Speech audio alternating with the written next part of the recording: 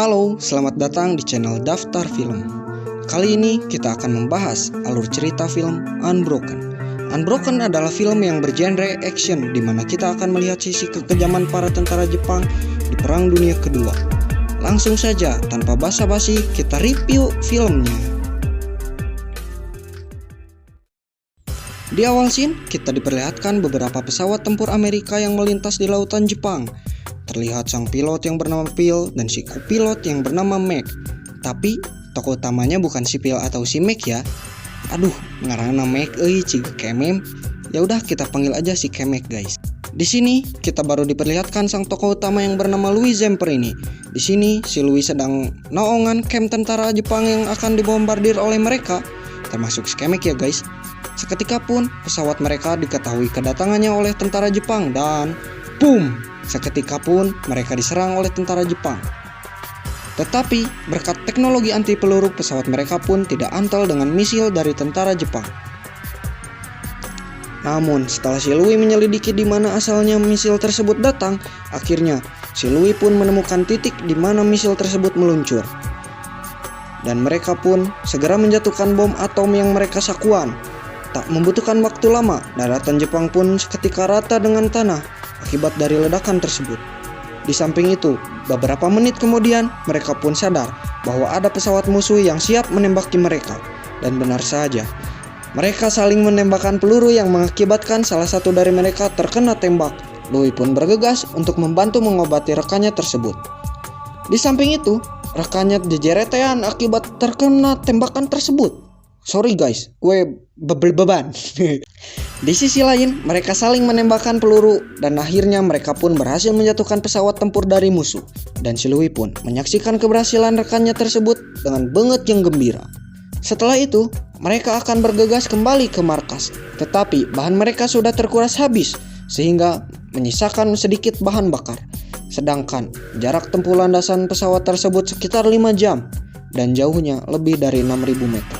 Si Louis pun bengong seketika mendengar percakapan tersebut. Louis pun flashback ke masa kecilnya. Saat sedang beribadah, si Louis pun tak kuat menahan rasa ingin buang air kecil karena mengganggu. Ayahnya pun menggaplok kepala si bocil tersebut. Dia pun melirik wanita boha yang duduk di samping Pak Kusir yang sedang bekerja. Sorry guys. Kita lanjut lagi. Ternyata bapak si bocil nakal tersebut melihat tingkah laku anaknya sehingga dia mendapatkan gaplokan yang kedua. Dan akhirnya Louis pun menurut kepada bapaknya. Keesokan harinya, Louis pun bolos sekolah dan mencoba keluar dari gerbang. Singkat cerita, dia pun pergi ke tempat biasa dia nongkrong dan mengambil barang simpanan miliknya yang berisikan botol miras yang sudah dicat dan sebungkus rokok. Memang nakal ya si Louis ini. Mabuk di budak teh. Lalu datanglah sekelompok preman sekolah yang selalu membuli Louis. Louis pun mencoba untuk kabur dari mereka, akan tetapi dihadang oleh kelompok tersebut yang mengakibatkan terjadi perkelahian di antara mereka. Untung saja, si polisi pun datang membubarkan kericuhan tersebut, tetapi si Louis berhasil ditangkap dan dibawa ke rumah orang tuanya, sehingga ibu si Louis pun kaget melihat tingkah laku anaknya. Dan kalian tahulah bibir perempuan mah ember. Akhirnya si Louis pun dilaporkan kepada bapaknya. Dan Louis pun dihukum cambuk atas tingkah lakunya yang berandal itu. Di saat itu, Louis pun melamun. Dia tersadar bahwa perbuatannya tersebut salah. Di samping itu, dia sedang melihat ibunya yang memasak noci. Tapi bukannya kapok, dia malah melakukan kembali kenakalannya. Dia pun bersembunyi dan mengintip selangkangan para wanita di bawah bangku tribun. Nah akhirnya si Louis pun ketahuan. Kurang geteng bawong. Lalu si Louis pun kabur berlari seedan-edannya. Dan akhirnya dia pun berhasil kabur. Di hari berikutnya, kakak si Louis yang bernama Pete mengajak Louis untuk latihan cabang olahraga lari. Sorry. Mengingat kakak si Louis yang ingin menjadikan adiknya sebagai atlet lari profesional. Tetapi si Louis membantah dan berkata, "Saya tidak bisa, biarkan saja saya seperti ini." Dan si kakak pun terus memberikan semangat dan berkata, "Aku yakin kau pasti bisa melakukan segalanya. Jika kamu bisa berusaha, maka kamu akan meraihnya. Hingga tiba saatnya, pertandingan uji coba lomba balap lari pun dimulai. Yang diawali dengan ketertinggalan, sehingga dia mendapatkan cacian dari seorang penonton yang bahwa penonton tersebut adalah orang yang suka membuli Louis. Akan tetapi, cacian tersebut tidak membuat Louis patah semangat, namun sebaliknya. Louis pun malah membuktikan bahwa dia bisa, sehingga dia pun mulai mempercepat langkahnya dan mulai menyusul setiap orang yang ada di depannya. Di sini nih, kita tidak diperlihatkan siapa yang menang. Singkat waktu, si Louis pun beranjak dewasa dan terlihat. Kini dia terus menekuni profesinya sebagai atlet lari. Dan kini, perlombaan lari yang mewakili antar sekolah dimulai. Dan akhirnya, berkat latihan yang tekun, si Louis pun berhasil memenangkan pertandingan tersebut. Proses demi proses telah dilewati Louis. Dan sekarang dia akan mengikuti Olimpiade cabang lari di Jepang. Sebelum itu, dia berterima kasih dan berpamitan kepada Pete. Kemudian si Pete pun memeluknya dan menitipkan jigongnya di pipi si Louis. Geluh. Lalu si Louis pun mulai melanjutkan perjalanannya ke Jepang dengan menaiki sebuah kereta. Udah flashbacknya. Kembali ke pesawat yang mereka tumpangi, terlihat pesawat akan segera mendarat dengan rem yang blong akibat peperangan tadi. Mereka pun panik dan berpegangan. Ketika pesawat tersebut mulai mendaratkan rodanya, disitulah mereka pun mendapatkan kepanikan tambahan. Dikarenakan sebelah ban dari pesawat tersebut meledak, dikarenakan tidak dapat menahan bobot pesawat yang mendarat dengan kecepatan tinggi. Hingga akhirnya mereka pun terselamatkan oleh pembatas yang dibuat oleh batu, yang mengakibatkan bagian kaki roda dari pesawat tersebut bengkok. Namun, dengan keadaan tersebut, mereka pun berhasil mendarat dengan selamat. Setelah kejadian tersebut, Louis pun melihat Phil yang sedang berdoa dan menemui dia. Dan dia pun bertanya kepada Phil, "Sekarang kau berdoa?" Dan si Phil pun menjawab, urang rewas ku kejadian tadi." Kita diperlihatkan lagi Louis yang sedang melatih kemampuannya yang dibantu oleh rekannya. Dan Louis pun berhasil mencapai target. Kemudian datanglah rekan setim yang memberitakan bahwa mereka akan melakukan penyerangan kembali. Lalu pria bertopi koboi itu menanyakan bahwa apakah mereka mendapatkan pesawat baru. Namun si Kemek dan teman-temannya yang lain malah senyum Pepsoden. Nyengir sih ya. Singkat cerita, mereka pun kembali melaksanakan tugas di mana mereka akan melakukan penyerangan. Louis pun melakukan pemantauan dengan teropong yang dipakainya. Dan dia pun berkata, "Wah, lautan yang luas." Lanjut ke filmnya. Namun tiba-tiba, salah satu mesin pesawat tersebut rusak, yang mengakibatkan keluarnya asap. Ternyata, mesin pesawat tersebut bukanlah mesin pesawat yang baru, melainkan mesin pesawat yang sudah rusak tadi dipindahkan ke rangka pesawat yang baru. Dan seketika pun mereka panik. Lalu si pilot pun memberitahukan kepada mereka untuk bersiap-siap menghadapi hantaman. Louis pun segera mengambil posisi berlindung. Lagi dan lagi si Louis pun mulai mengingat masa lalunya yang indah, di mana dia sedang mengikuti Olimpiade olahraga cabang lari di Jepang. Dia pun membayangkan ketika keluarganya mendengar berita Olimpiade tersebut lewat radio. Terlihat keluarga Louis pun sangat senang karena Louis dikabarkan menyusul satu demi satu lawan yang ada di depannya. Dan akhirnya Louis pun berhasil memenangkan Olimpiade tersebut dengan juara ke-1. Kembali lagi ke suasana yang menegangkan. Tak lama kemudian pesawat mereka pun jatuh di lautan yang sangat luas. Louis dan teman-temannya pun berusaha untuk menyelamatkan diri dan berenang ke permukaan. Namun naas, hanya 3 oranglah yang berhasil selamat di antara mereka. Di antaranya Louis, Phil, dan juga si Kemek. Mereka pun hanya bisa berlindung di perahu karet. Louis pun hanya bisa bengong melihat lautan yang amat sangat luas. Kemudian si Kemek pun segera mengobati kepala Phil akibat benturan tadi yang mengakibatkan Phil terluka parah.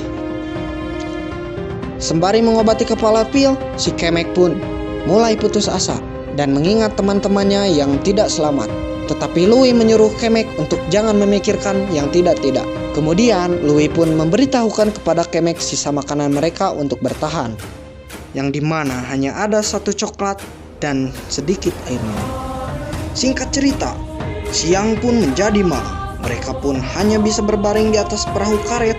Dan tiba-tiba si Kemek dikagetkan oleh suatu pergerakan di bawah air. Ternyata sesuatu yang membangunkan si Kemek adalah seekor ikan hiu. Tetapi mereka tetap tenang dan melanjutkan tidurnya. Malam pun berlalu. Di pagi hari yang cerah, mereka pun melihat pesawat yang melintas di atas kepala mereka. Kemudian Louis pun segera mengambil flare gun-nya dan menembakkan ke atas agar pesawat itu melihat. Akan tetapi pesawat itu sangatlah cuek, kayak si dia. Usaha mereka pun menjadi sia-sia. Di samping itu, Kemek pun mulai menangis stres. Di sisi lain, Louis pun melihat coklat yang dia perlihatkan kemarin sudah habis. Ternyata pelaku maling coklat itu adalah si Kemek. Dan akhirnya si Kemek pun kena marah. Di hari ketiga, Kemek pun masih terus menangis ketakutan. Di sisi lain, si Louis pun kedatangan tamu yang tak diundang, yaitu seekor burung. Louis pun segera menangkapnya dan siap menjadikannya hidangan makanan siang. Akan tetapi, daging burung yang mentah tidaklah cocok untuk mereka karena rasanya yang terlalu pahit. Dan mereka pun seketika seperti mabok amer, muntah-muntahan kagak jelas. Lalu mereka mencoba memancing dengan alat seadanya. Setelah lama menunggu, mereka pun berhasil mendapatkan seekor ikan, lalu membagi-bagikannya. Suasana pun berganti menjadi tegang, dikarenakan badai yang sungguh ekstrim, yang membuat mereka terombang-ambing ke sana kemari. Lalu Phil ketakutan dan mulai berdoa. Sama halnya dengan Louis, dia seketika ingin bertobat dan ingin menjadi seorang yang takut akan Tuhan. Singkat cerita, badai pun berlalu. Dan mereka pun dibangunkan oleh turunnya hujan. Lalu mereka pun mulai mempersiapkan tempat minum untuk menampung air hujan. Keesokan harinya, mereka pun memangsa seekor ikan hiu dan membunuh hiu tersebut, lalu mulai memakannya. Singkat cerita, terlihat di langit sebuah pesawat yang kembali melintas. Lalu Louis pun kembali menembakkan flare gun-nya. Akan tetapi bukannya pertolongan yang mereka dapat, malah ancaman yang mereka dapat. Ternyata pesawat yang melintas tersebut adalah pesawat Jepang. Lalu pesawat tersebut mulai menembaki mereka. Lalu mereka pun segera menyelamatkan diri dari serangan tersebut dan berenang kembali ke perahu karet. Ternyata pesawat tersebut kembali lagi dan menembaki mereka. Louis pun segera melompat kembali ke dalam air. Tetapi si Kemek dan Phil hanya bisa pasrah. Ketika Louis kembali naik ke perahu, untung saja kedua temannya itu masih hidup. Serangan pesawat tersebut mengakibatkan perahu karet itu bocor dan mereka pun segera menambal dan mengompak kembali. Ketika keadaan sudah normal, mereka pun berbaring dan main tebak-tebakan. Louis pun melontarkan pertanyaan kepada Kemek, tetapi Kemek hanya terdiam. Ketika Louis berpindah posisi di samping Kemek, Kemek pun mulai menanyakan sesuatu kepada Louis. Katanya, "Louis, apakah aku akan mati?" Ternyata Kemek pun sudah merasa ajalnya akan menjemputnya. Dan akhirnya Kemek pun meninggal. Dibalut dengan rasa kesedihan, Phil dan Louis pun melepas jenazah Kemek ke lautan lepas. Di hari ke-45, ketika mereka menunggu bantuan, mereka pun mendapatkan kabar baik dan kabar buruk. Kabar baiknya mereka selamat dari keganasan lautan lepas ya guys. Dan kabar buruknya kalian pengen tahu? Nih, gua ceritain. Tapi yang menemukan mereka adalah tentara Jepang. Dan kini mereka pun menjadi tawanan para tentara Jepang. Terlihat Louis pun dikurung di dalam penjara yang sangat sempit. Sambil mendengarkan keadaan Phil yang dianiaya. Namun apa daya, Louis pun tidak bisa berbuat banyak.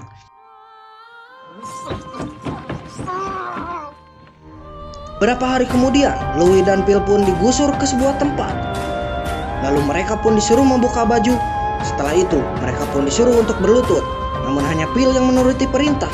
Tetapi tidak dengan Louis. Dia membantah dan akhirnya kaki Louis pun mendapatkan pukulan. Dan akhirnya dia pun terpaksa berlutut. Lalu Louis pun menangis meratapi nasibnya. Berbeda dengan Phil yang sudah pasrah dan berdoa. Akan tetapi, mereka pun bukan dieksekusi, melainkan dimandikan terlebih dahulu sebelum dipindahkan ke kamp tawanan yang lain. Yang mengakibatkan Louis dan Phil dipisahkan oleh tentara Jepang. Dan kini mereka pun diseret untuk dibawa ke sebuah mobil. Kini mereka pun hidup masing-masing. Perjalanan pun dimulai. Ketika Louis sampai di kamp tawanan, dia pun melihat ke dalam yang sudah banyak para tawanan yang lain. Kamp ini bernama Kamp Omori yang dipimpin oleh Sersan Watanabe. Lalu Louis pun memandang ke arah Watanabe dan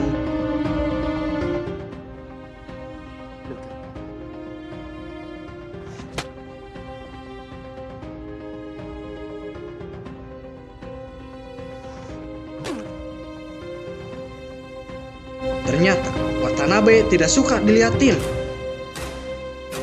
Malam pun tiba. Louis pun diarahkan ke tempat tidurnya yang dimana bantalnya penuh dengan pulau gading. Louis pun beristirahat dan berkenalan dengan seorang komandan yang bernama Fitzgerald. Beberapa hari kemudian, mereka pun disuruh berbaris dan Watanabe pun menyatakan kepada mereka bahwa Kamp Omori banyak yang berbakat. Ada yang berbakat bernyanyi, pelari, dan juga sabun bolong. Lalu Sersan pun bertanya, siapa atlet olimpiade di sini? Louis pun mengangkat tangannya, dan dia pun dibalapkan dengan tentara Jepang. Ya jelaslah, Louis kalah. Dan seketika Louis pun ngagubrak lemes di hadapan Watanabe. Lalu, bukannya dibantu malah dipukul sih. Setelah Louis pulih, dia dan kawan-kawan pun membersihkan sepiteng. Nya dikumpulkan di sebuah gentong dan dibuang ke laut. Geluh. Keesokan harinya, tawanan yang membuat peta pulau Jepang ketahuan oleh Watanabe. Dan dia pun dihukum karena merencanakan pelarian. Dia pun mendapat pukulan tongkat Sun Gokong Watanabe. Di samping itu, si Louis pun mengintip dan mendengarkan rekannya tersebut dipukuli dan berkata kepada komandannya, "Aku akan membunuhnya." Tetapi si komandan tidak menyetujui tindakan tersebut dan berkata, "Kita kalahkan dengan hidup sampai perang berakhir. Itulah balas dendam." Lalu Louis pun menurutinya. Scene berganti memperlihatkan pesawat tentara Amerika sudah dekat ke posisi mereka. Singkat cerita, malam pun berlangsung entah apa sebabnya Watanabe memukul telinga Louis hingga berulang-ulang kali. Beberapa hari kemudian, camp tersebut kedatangan tamu dari radio NBC Jepang untuk memberitakan ke seluruh dunia bahwa Louis tentara sekaligus atlet olimpiade sampai saat ini masih hidup. Singkat cerita, Louis pun pergi untuk siaran langsung di radio NBC. Dia pun memberitahukan kabarnya kepada keluarganya dan menyampaikan pesan kepada keluarganya bahwa ia akan pulang. Lalu Louis pun diberi makan yang enak. Kemudian datanglah dua orang yang menawarkan Louis untuk membacakan berita palsu tentang Amerika di siaran langsung radio NBC. Dengan iming-iming, Louis bisa hidup enak seperti pembelot yang lain. Tapi Louis mempunyai prinsip yang teguh. Tawaran tersebut ditolak Louis. Karena penolakan tersebut, Louis pun dikembalikan ke Kamp Omura. Dengan sambutan yang edan, Louis pun menerima hukuman dengan cara menerima pukulan tepat di wajahnya.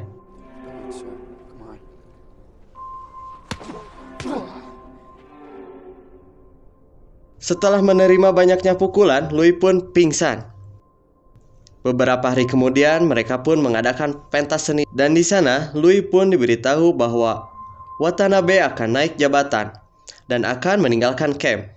Setelah acara selesai, Watanabe pun pergi meninggalkan camp. Terlihat Louis pun terasa lega, tidak ada lagi kang pukul di camp itu. Malam pun tiba. Kamp Omura telah dibombardir oleh tentara Amerika yang menandakan bahwa perang akan segera usai. Lalu mereka memadamkan api lalu tidur. Besok paginya, Louis dan kawan-kawan dibangunkan oleh petugas untuk dipindahkan ke camp yang baru karena Jepang sudah tahu bahwa Amerika akan menemukan tawanannya di camp. Maka dari itu mereka pun dipindahkan dan mereka pun segera pergi.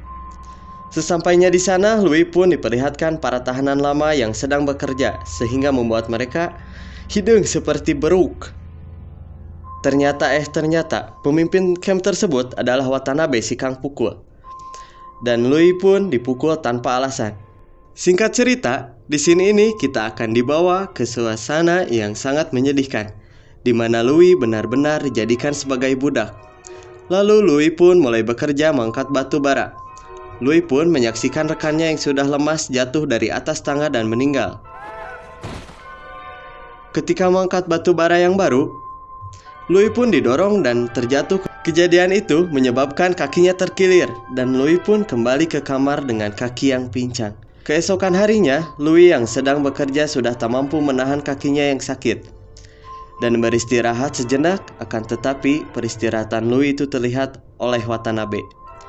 Dan Louis pun diberi hukuman mengangkat kayu di atas kepala selama mungkin, dan jika dia menjatuhkannya, maka dia pun akan ditembak.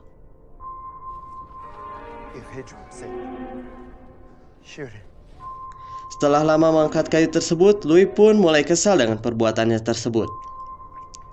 Teringat di pikiran Louis bahwa Watanabe tidak suka ditatap, lalu dengan emosi yang meningkat, dia menatap mata Watanabe, seolah-olah menantangnya.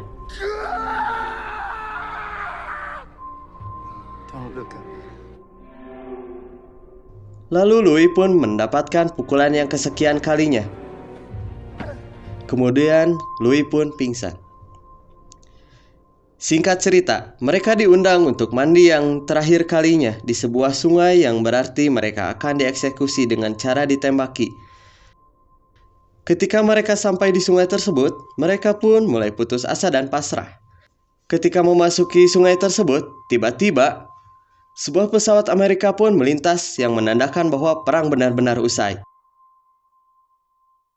Lalu mereka pun bersorak-sorak atas kemenangan tersebut. Mereka pun disuplai makanan dan menikmati makanan tersebut. BTW ada udut juga ya. Nama bisa udut gening. Berbeda dengan Louis, dia malah ingin menemui Watanabe dengan niat berdamai. Akan tetapi Watanabe tidak ada di sana. Singkat cerita, Louis pun berhasil menginjak kakinya di Amerika dan mencium tanah Amerika. Di waktu yang bersamaan, Louis pun sudah disambut hangat oleh keluarganya. Lalu mereka pun saling berpelukan. Louis pun memeluk Pete dan Pete pun mengambil kembali jigong yang dititipkannya sewaktu mereka akan berpisah. Tamat.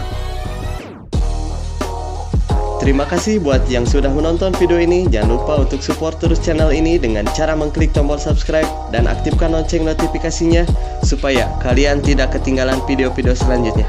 Oke, see you next time.